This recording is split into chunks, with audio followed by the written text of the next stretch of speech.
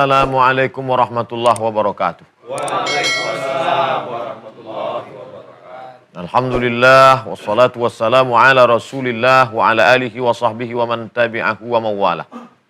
Tujuan hidup kita, wa ma khalaqatul jinna wal insa, tidaklah kuciptakan jin dan manusia illa liya'budun, kecuali hanya untuk beribadah kepada Allah Subhanahu wa taala. Dan ibadah itu pula banyak macam ragamnya, selama masih dalam koridor sunnah yang diajarkan Nabi Muhammad sallallahu alaihi wasallam. Salat, puasa, zikir, baca Quran, diamnya orang puasa pun menahan lidahnya adalah bagian daripada ibadah. Menuntut ilmu adalah ibadah. Tapi ada pula ibadah yang terkait dengan harta. Wakaf, infak, zakat, sedekah. Dan ada momen-momen tertentu yaitu menyembelih hewan kurban. La yanalallahu luhumuha. Allah tidak perlu dagingnya. Jangan katakan ini sebagai persembahan untuk Allah. Allah tidak perlu.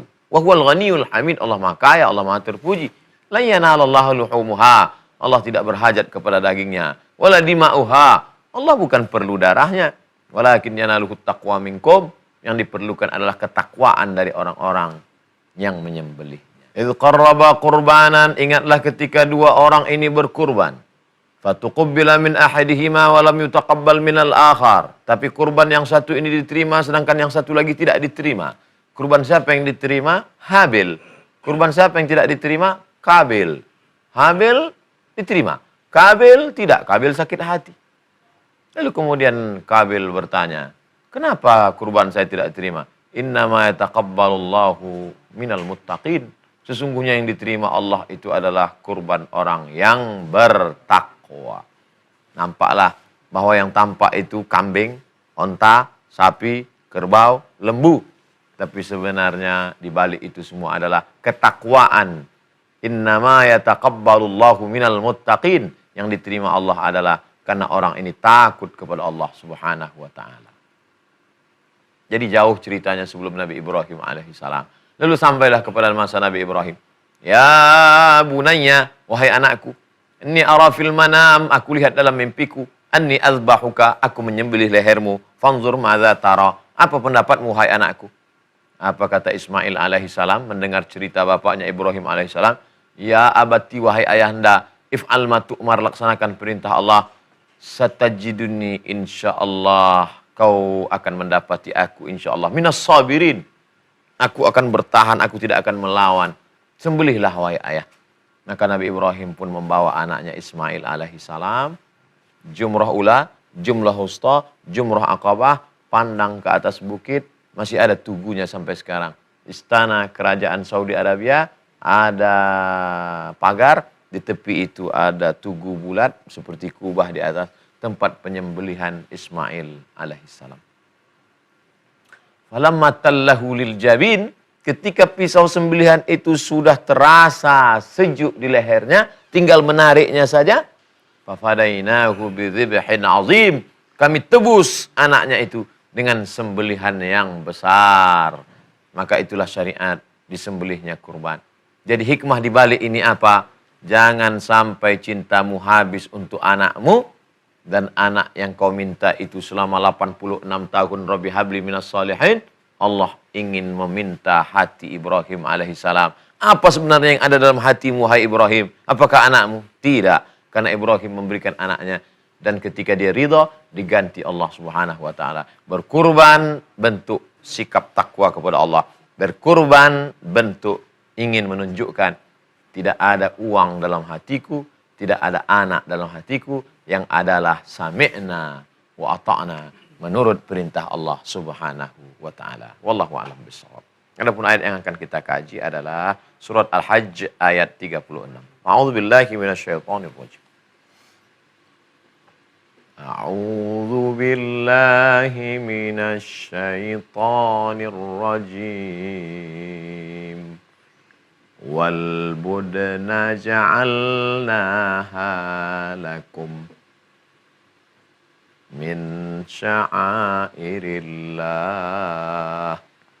Wal budna, onta-onta itu.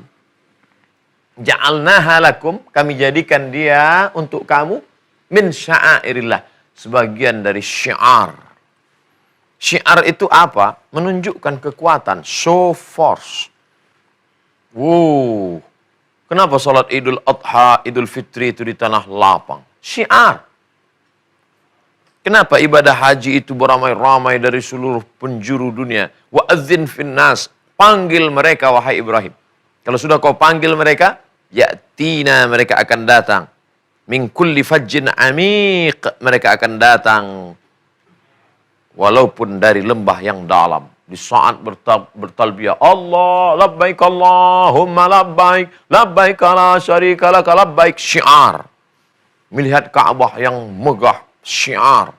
Begitu juga dengan onta-onta yang disembelih, yang mahal, binatang kesayangan, ternak, dan disaksikan oleh anak, istri, keluarga ikut di masa penyembelihan.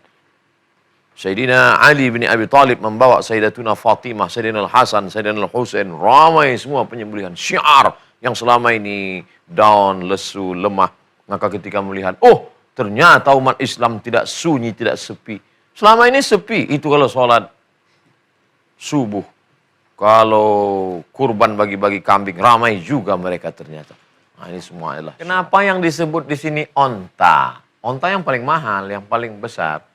Yang disebutkan dalam hadis Nabi SAW, Dhaha Rasulullah SAW, Nabi berkurban bikabsyaini, dengan 2 ekor kabsh, kambing yang bulunya domba. Kabsyaini, melahaini, putih bersih semua, akranaini, dan bertanduk. Yang paling disukai, paling gemuk, paling sehat, paling dicintai, nah itu yang dilaksanakan. Sekarang jamaah kita, mana yang paling sakit, paling murah, paling kurus, gimana kita mau mendapatkan keutamaan? Jadi yang pakai onta dalam Al-Quran, yang pakai sapi, yang pakai lembu, digunakan qiyas, yang pakai kerbau, yang pakai kambing, itu dilaksanakan Nabi Muhammad SAW. Lakum fiha khair. Ada kebaikan di dalamnya untuk kamu. Lakum, untuk kamu, fiha, dalam berkurban itu, khair, ada kebaikan. Fakurusmallah. Sebutlah nama Allah. Saat memotongnya itu, sebut nama Allah. Bismillahi wallah. Bismillahi Allahu Akbar. Allahumma minka walaka. Dengan nama Allah, Allah Maha Besar. Allahumma taqabbal min fulan bin fulan. Allahumma minka walaka. Ini dari engkau ya Allah, dan ini untuk engkau ya Allah. Walaupun ini uang tabunganku, tapi sebenarnya ini adalah dari engkau ya Allah. Walaka, dan ini juga untuk engkau. Karena semuanya untuk lillahi ta'ala. Maka jangan pernah sombong angkuh berkata, hei fakir miskin, kalau bukan karena kambing dan sapiku kemarin kau tak makan kambing selama setahun ini. Jangan sombong angkuh. Tak diterima Allah subhanahu wa ta'ala. Fadhkurusmallah alaih. Fadhkurusmallahi alaiha sawaf. Alaiha sawaf. Sebutlah nama Allah saat menyembelih onta itu dalam keadaan berdiri dan terikat. Onta itu menyembelihnya tak sama dengan kambing. Kalau onta berdiri, kemudian di tali tambatnya onta, di pohon anggur, pohon korma, maka diambil seperti celuri pisau, bisa dilihat saat acara haji atau umroh, dengan satu tarikan saja di lehernya, langsung jatuh, tumbang ke bawah. Bukan diikatkan, maknanya ada tali saja, bukan diikatkan ke tiang, ditambatkan, lalu kemudian dipotong. Tapi kalau kambing tidak begitu. Dihadapkan ke arah kiblat, lalu dipotong. Bismillah, Allahu Akbar. Afdal orang yang berkurban itu yang menyembelih. Dengan syarat 2. Yang pertama, punya ilmu menyembelih. Waktu memotong itu dia tahu. Ada 2 urat yang putus. Pertama urat nafas, kedua urat makan. Sebab kalau dia tidak berilmu, dia potong saja, maka setelah itu nanti hidup lagi, diruqyah, karena dianggap kerasukan jin. Padahal dia yang tidak paham. Atau punya ilmu tapi tidak punya keberanian. Ketika disembelih, melihat darah, sapi, kambing tidak mati, yang menyembelih pingsan. Nah, ini juga perlu. Oleh sebab itu maka, kalau tidak mampu, serahkan kepada ahlinya. Idza wusidal amru ila ghairi ahlihi fantaziris sa'ah. Fa idza wajabat junubuha.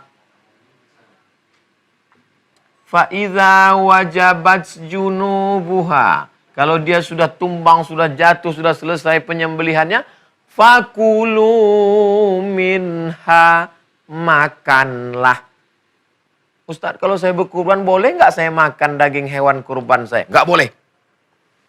Al-Quran menyuruh, fakulu, makanlah. Semuanya dimakan, minha, sebagian. Yang paling afdal, dibelah itu kambing, diambil hatinya, dicuci bersih, diberi garam, buang darah-darah yang menempel karena darah haram, dipanggang, dimakan. Satu suaf, littabaruk, untuk mengambil barokah, makan. Sisanya bagikan. Ini yang paling bagus. Jadi silakan makan.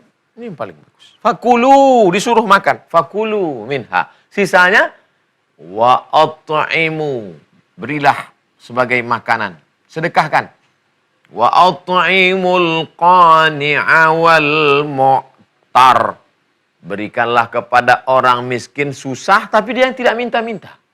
Qani, dia tak mau minta. Dia menjaga kehormatan dirinya. Dia tidak mau di lampu merah minta. Dia tidak mau mengetuk pintu. Dia tetap di rumahnya. Artinya apa? Cari orang miskin ke kampung-kampung. Assalamualaikum Pak RW. Waalaikumsalam. Ada di sini orang miskin? Alhamdulillah tidak ada. Satu pun tak ada. Ada siapa? Saya yang miskin. Kasih tadi. Qani. Wal mu'tar. Orang yang miskin susah melarat, tapi dia mau meminta. Ternyata orang fakir miskin, saudara kita yang kurang beruntung ini terbagi dua. Di komplek yang sudah hebat, mewah, orangnya segar bugar, tiba-tiba dipotong kambing, sapi, dibagi antar mereka saja. Tanggal 10 Zulhijjah dipotong, tanggal 13 semuanya opname di rumah sakit. Tamak, rakus. Kenapa tidak cari di tepi-tepi kampung? Tempat orang susah. Bagikan, bagikan. Wa at'imu, makan saja hatinya sedikit. Wa at'imul qani'a wal mu'tar. Jangan dimakan sendiri. Nah, ini amat sangat baik. Assalamualaikum Pak Haji. Waalaikumsalam. Ini kami dari panitia ingin menyerahkan 2 kupon untuk Bapak. Jangan, saya sudah serahkan semua. Ambil semua. Jadi Bapak tidak mau kuponnya? Tidak. Antar aja dagingnya ke rumah. Juga tidak benar. Oleh sebab itu maka diperlukan ketulusan, keikhlasan. Sudah masuk bulan Zulhijjah menyembelih kambing, habis Zulhijjah sudah masuk tahun baru Muharram, 15 Muharram. Bahkan sudah puasa Asyura. Itu kadang pintu kulkas masih belum bisa ditutup. Kenapa? Kaki sapi masih keluar dari freezer. La haula wala quwata illa billah. Sementara ada fakir miskin yang sudah 2 hari, 3 hari tidak makan. Oleh sebab itu maka bagikan ini semua. Sesungguhnya di balik peristiwa kurban itu kita sedang menyembelih sifat kebinatangan kita. Sifat menanduk ke depan, menendang ke belakang, menyikut ke kiri, sifat tamak, sifat rakus. Itu yang sedang kita potong. Dan kemudian kita mampu berbagi kepada orang lain. Kadzalika sakharnaha lakum. Demikianlah sudah kami tundukkan binatang onta yang besar, yang gagah, sudah kami tundukkan. Kami yang menundukkannya, bukan kamu. Lakum, untuk kamu, kata Allah Subhanahu wa ta'ala. Untuk apa? La'allakum tashkurun. Mudah-mudahan kamu menjadi orang yang bersyukur. Dengan berkurban bukan menjadi orang yang sombong. Dengan berkurban bukan menjadi orang perantau yang pulang kampung menunjukkan harta bendanya sudah banyak. Nih, yang kaya, yang hebat. Dengan berkurban sesungguhnya Allah ingin menjadikan kita orang yang bersyukur. Wa innaha ala ta'ti yaumal qiyamati. Sesungguhnya hewan kurban yang kau potong itu nanti akan datang pada hari kiamat. Biquruniha, dengan tanduknya, wa ash'ariha, dengan bulunya, wa azlafiha, dengan kukunya. Tanduk, bulu dan kuku sampah dibuang. Tapi justru yang dianggap sampah ditanam itu pun nanti datang. Kalau tanduk, kuku dan bulu datang, apalagi dagingnya, lemaknya, kulitnya akan datang bersaksi di hadapan Allah. Untuk apa? Bahwa orang ini pernah beribadah, bahwa orang ini pernah mencari derajat syukur di hadapan Allah Subhanahu wa taala. Saat dipotong, menetes darah dari leher kambing, sapi, onta, kerbau, jatuh ke ujung pisau, menetes jatuh ke tanah. Wa inna dama la yaqa'u minallah bimakan qabla an yaqa' minal ardi. Sebelum darah itu menetes jatuh ke tanah, ada yang lebih cepat menetes lagi. Apa dia? Ampunan Allah untuk orang yang berkurban. Fatibu biha nafsan, sucikanlah diri kamu dengan berkurban. Itulah mengapa orang berlomba-lomba berkurban. Inna a'tainakal kautsar fasalli li rabbika wanhar. Salatlah. Itulah dia salat di pagi tadi.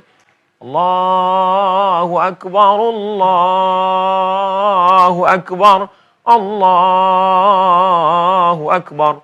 La ilaha illallah, wallahu akbar. Allahu akbar walillahil hamd. Menetes air mata di hari Idul Adha. Kenapa menetes? Kurban mahal 2,5 juta. Bakhil, pelit, kikir, kedekut. Fasalli li rabbika salat wanhar. Berbagilah kepada orang-orang susah. Ibadah badan, salat, ibadah harta, berkurban.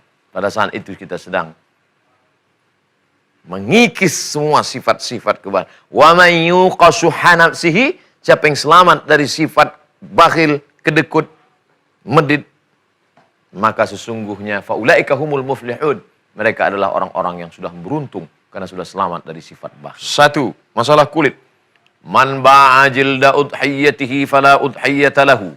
Siapa yang menjual kulit hewan kurbannya, maka tiada kurbanlah baginya. Hadis sahih. Siapa yang menjual kulit hewan kurbannya, maka tiada kurbanlah baginya. Maka saking takutnya jamaah menjual kulit hewan kurban, akhirnya mereka gunting-gunting kulit ini kecil-kecil, masuk ke dalam plastik, dibagi. Hari ketiga kampung bau bangkai karena semua kulit dibuang di tong sampah. Lalu yang produktif sebenarnya bagaimana? Kulit jangan digunting, biarkan utuh. Di sana ada perusahaan membuat gendang, rebana, beduk yang bisa memanfaatkan ini, maka panggil itu. www.beduk.com.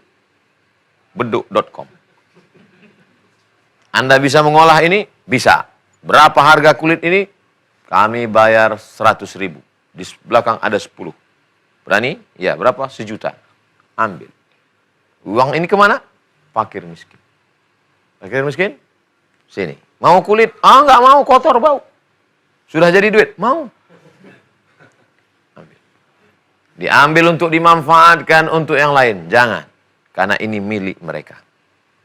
Nabi SAW membagi daging itu pada 3. 1/3 untuk rumah, 1/3 untuk sahabat, kerabat, tetangga, 1/3 untuk fakir miskin. Maka jangan sampai kita mau makan. Ini cara yang paling santun untuk zaman sekarang. 2. Ini kurban saya, ini kurban untuk anak saya. Padahal orang yang berkurban itu adalah orang yang mampu. Siapa itu orang yang mampu? Orang yang mampu adalah orang yang mampu memenuhi kebutuhannya selama 4 hari. 10 Zulhijjah, 11 Zulhijjah, 12 Zulhijjah, 13 Zulhijjah. Mampu memenuhi kebutuhan orang yang dia nafkahi. Dirinya, istrinya, anaknya. Sedangkan anak kecil masih lagi ditanggung orang tua. Maka orang tua menanggung anak. Si anak yang berkurban karena diberikan uang oleh orang tua, ini hanyalah proses pendidikan. Bagus, tidak salah. Tapi anak belum punya tanggung jawab kurban. Kurban hanya bagi orang yang mampu. Sama seperti haji. Tapi kalau ada orang menghajikan anaknya, maka baik, tidak salah. Tapi belum dikenakan mukallaf. Belum dibebani hukum. 3. Ini kurban 2,5 juta untuk almarhum. Maka hukumnya boleh. Mana dalilnya? Karena Nabi saat menyembelih, Allahumma hadza an Muhammad wa ummati Muhammad. Aku sembelih kurban ini untuk Muhammad dan untuk umat Muhammad sallallahu alaihi wasallam. Dan umat Muhammad sudah ada yang meninggal dunia. Itu menunjukkan sampai. Seandainya tidak sampai untuk yang meninggal dunia, pastilah Nabi berkata, ini kurban untuk umat Muhammad yang hidup saja, yang mati tidak dapat. Nabi mengambil kambing satu lagi, dia potong. Allahumma hadza an Muhammad wa ali Muhammad. Aku sembelih kambing ini untuk Muhammad dan keluarga Muhammad sallallahu alaihi wasallam. Padahal di antara keluarga Muhammad sallallahu alaihi wasallam sudah ada yang meninggal dunia, Khadijah ketika meninggal. Maka itu pun sampai. Itu menurut hadis. Kalau menurut ulama fikih, maka menurut mazhab Syafi'i, kurban untuk orang meninggal dunia boleh kalau orang yang sebelum meninggal dunia itu ada berwasiat. Tolong nanti nak, kalau rezekimu lapang untuk ibunda. Boleh. Yang kedua, menurut mazhab Maliki, silakan berkurban kalau dia berpesan, tapi dagingnya tidak boleh dimakan. Bagikan semua fakir miskin. Yang paling lunak dalam masalah ini, mazhab Hambali, Imam Ahmad bin Hambal. Tidak perlu wasiat, dan dagingnya boleh dimakan untuk keluarga yang berkurban. Maka pakailah dalam hal ini selama tidak keluar dari mazhab Ahlus Sunnah wal Jamaah. Bagi yang ingin berkurban untuk almarhumah anaknya, almarhum bapaknya, almarhumah ibunya, silakan. Pahalanya sampai dan termasuk bentuk bakti kita kepada orang tua.